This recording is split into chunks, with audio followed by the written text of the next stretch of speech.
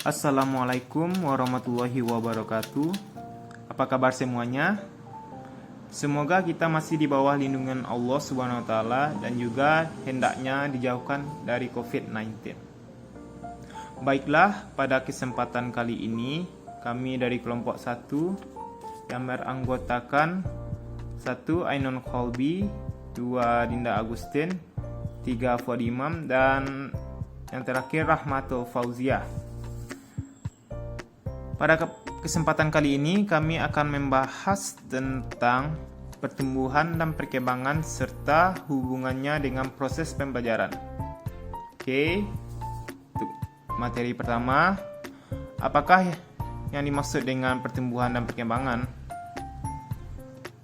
Menurut KBBI, tumbuh memiliki arti timbul atau hidup dan bertambah besar atau sempurna. Jadi pertumbuhan secara nyata bisa kita lihat melalui perubahan fisik, yaitu sebuah proses pematangan fungsi-fungsi fisik yang berlangsung secara normal pada anak yang sehat dalam peredaran waktu tertentu. Contohnya, kita bisa melihat dari bertambahnya tinggi badan atau berat badan dari si anak tersebut. Selanjutnya, apa itu perkembangan? Perkembangan merupakan psikofisik sebagai hasil dari proses pematangan fungsi-fungsi psikis dan fisik pada anak. Perkembangan biasanya dipengaruhi oleh faktor-faktor seperti lingkungan dan juga proses belajar. Jadi bisa disimpulkan bahwa seorang anak akan berkembang karena fungsi-fungsi fisik yang sudah matang. Kemudian, seorang anak berkembang karena matangnya fungsi-fungsi psikisnya. Dan anak belajar mencoba kemampuan jasmani dan rohaninya. Faktor-faktor yang mempengaruhi perkembangan. Faktor yang mempengaruhi perkembangan dibagi menjadi dua, yaitu faktor internal dan eksternal. Faktor internal yaitu faktor yang ada di dalam diri siswa itu sendiri yang meliputi pembawaan dan potensi psikologis tertentu yang turut mengembangkan dirinya sendiri. Faktor internal ini dibagi menjadi dua, yaitu fisik dan psikis. Fisik ini yaitu memiliki bentuk tubuh yang bermacam-macam, seperti ada yang tinggi, kurus, gemuk, dan ideal. Faktor psikis yaitu dalam hal kejiwaan, ada anak yang periang, suka bergaul, dan hanya berdiam diri. Faktor eksternal yaitu faktor yang meliputi hal-hal yang datang atau ada di luar diri siswa, yang meliputi lingkungan dan pengalaman berinteraksi siswa tersebut dalam lingkungan.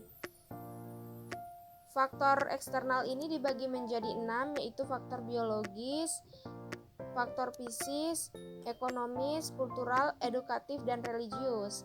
Faktor biologis dalam konteks ini adalah siswa yang berkaitan dengan keperluan primer seorang anak pada awal kehidupannya.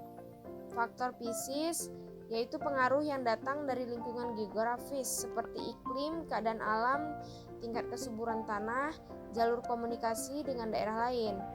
Faktor ekonomis yaitu melihat dari variasi seorang anak tentang keperluan pribadinya, tentang memerlukan biaya untuk makan, minum di rumah, dan juga bisa untuk membeli alat-alat sekolah. Faktor kultural yaitu jika dihitung ada berpuluh bahkan beratus kelompok masyarakat yang masing-masing mempunyai kultural budaya, adat istiadat, dan tradisi tersendiri. Faktor edukatif yaitu pendidikan tidak dapat mempunyai pengaruh terhadap perkembangan anak manusia. Malah karena sifatnya berencana dan seringkali diusahakan secara teratur, faktor pendidikan ini relatif paling besar pengaruhnya dibanding faktor lainnya. Faktor religius yaitu sebagai seorang anak kiai, contohnya sudah pasti ia akan berbeda dengan anak lain yang tidak memiliki ayah seorang kiai. Selanjutnya, faktor-faktor perkembangan sosial peserta didik. Yang pertama, faktor turunan. Faktor turunan pada umumnya cenderung bersifat kodrati yang sulit untuk dimodifikasi, seperti bentuk tubuh dan warna kulit, sifat-sifat yang dimiliki oleh anak, inteligensi, dan bakat. Yang kedua, faktor lingkungan. Faktor lingkungan terdiri dari berbagai macam jenis. Yang pertama, lingkungan keluarga. Lingkungan keluarga berpengaruh besar terhadap pertumbuhan dan perkembangan anak, terutama keadaan ekonomi rumah tangga, kemampuan orang tua dalam merawat anak, dan tingkat pendidikan orang tua. Selanjutnya, lingkungan sekolah. Sekolah berperan penting dalam meningkatkan pola pikir anak, karena di sekolahlah mereka dapat belajar berbagai macam ilmu pengetahuan. Kondisi tempat tinggal anak berpengaruh terhadap perkembangan jiwanya. Perbedaan keadaan alam berpengaruh terhadap perkembangan pola pikir anak.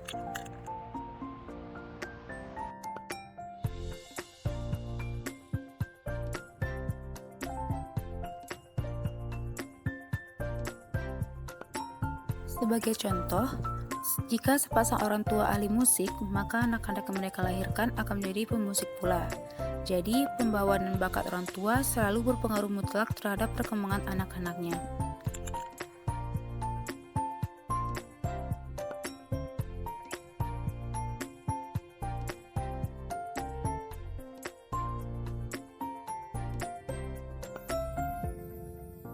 Aliran empirisisme ini merupakan kebalikan dari aliran nativisme.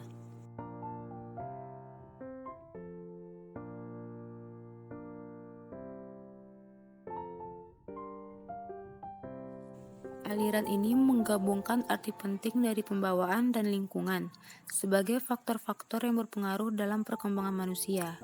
Faktor pembawaan tidak berarti apa-apa jika tanpa faktor pengalaman, demikian sebaliknya.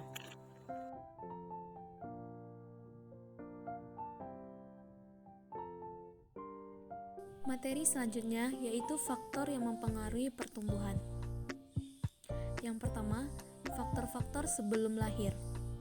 Contohnya, peristiwa kekurangan nutrisi pada ibu dan janin terkena virus, keracunan sewaktu bayi saat berada dalam kandungan, terkena infeksi oleh bakteri sifilis, terkena penyakit bagang, TBC, dan lain-lain. Kedua, faktor ketika lahir. Contohnya, pendarahan pada bagian kepala bayi yang disebabkan oleh tekanan dari dinding rahim ibu sewaktu ia dilahirkan. Yang ketiga, faktor sesudah lahir.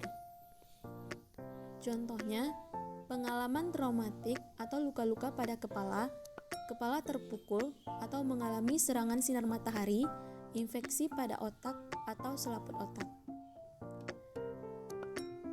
Dan yang keempat yaitu faktor psikologis. Contohnya, bayi ditinggalkan kedua orang tuanya, anak dititipkan dalam satu institusionalia atau rumah sakit, rumah yatim piatu, sehingga mereka kurang sekali mendapatkan perawatan jasmania dan kasih sayang. Prinsip atau hukum perkembangan.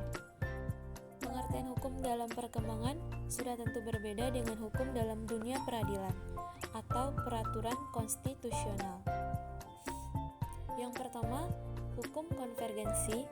Yang kedua, hukum perkembangan dan pengembangan diri. Yang ketiga, hukum masa peka.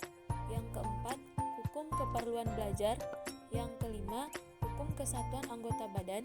Yang keenam, hukum tempo perkembangan. Yang ketujuh, hukum irama perkembangan. Dan yang kedelapan adalah hukum rekapitulasi.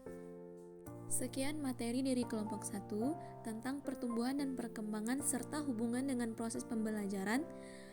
Atas perhatiannya kami ucapkan terima kasih. Salah dan janggal kami mohon maaf. Kelompok 1 undur diri. Assalamualaikum warahmatullahi wabarakatuh.